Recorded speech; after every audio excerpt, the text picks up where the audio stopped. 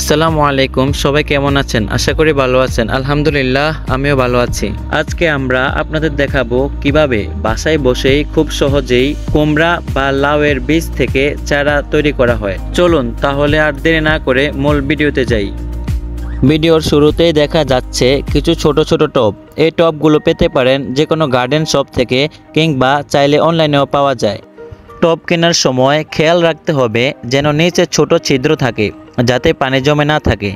টবের আকার ছোট হলেই চলে, কারণ আমরা এখন বীজ রোপণ করছি। গাছ বড় হলে তখন বড় টবে ট্রান্সফার করা যাবে।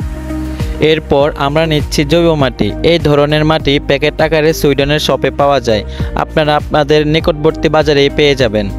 এই মাটি হালকা, পানি ধরে রাখতে পারে, আর গাছের শিকড়ের জন্য খুবই স্বাস্থ্যকর। এতে কোনো কেমিক্যাল থাকে না, একদম প্রাকৃতিক, তাই নতুন চারার জন্য পারফেক্ট। এখন আমরা সুন্দরভাবে টবগুলোর ভেতর মাটি ভরছি। খেয়াল রাখতে হবে মাটি যেন হালকা হাত দিয়ে চেপে বসানো হয়, একদম ঠাসা না হয়। এতে করে পানি ও বাতাস সহজে যাতায়াত করতে পারে।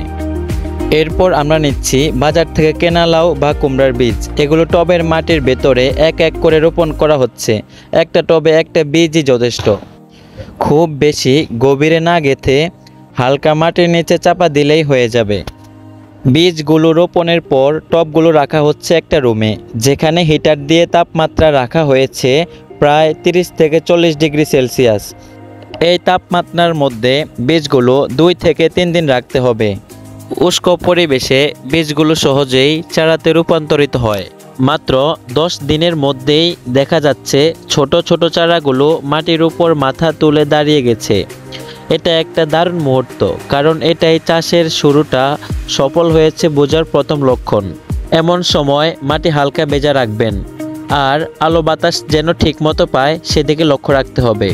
মাত্র 10-12 দিনের মধ্যেই গাছগুলো কতটুকু বড় হয়েছে সেটা আপনাদের দেখাবো। তার আগেই আপনাদের কাছে আমার একটি রিকোয়েস্ট থাকবে যে, যদি ভিডিওটি আপনার ভালো লাগে তাহলে একটা লাইক এবং সাবস্ক্রাইব করতে ভুলবেন না। আর যদি গার্ডেনিং ভালোবাসেন তাহলে আপনার বন্ধুদের মাঝে ভিডিওটি শেয়ার করে দিবেন। এই যে দেখুন আমাদের কষ্টের ফসল, সবুজ পাতায় ভরে গেছে ছোট টব। আর হ্যাঁ, অবশ্যই মনে রাখতে হবে যে গাছগুলোতে নিয়মিত পানি দিতে হবে। ভিডিওর শুরু থেকে এই পর্যন্ত আমাদের সাথে থাকার জন্য ধন্যবাদ। আসসালামু আলাইকুম।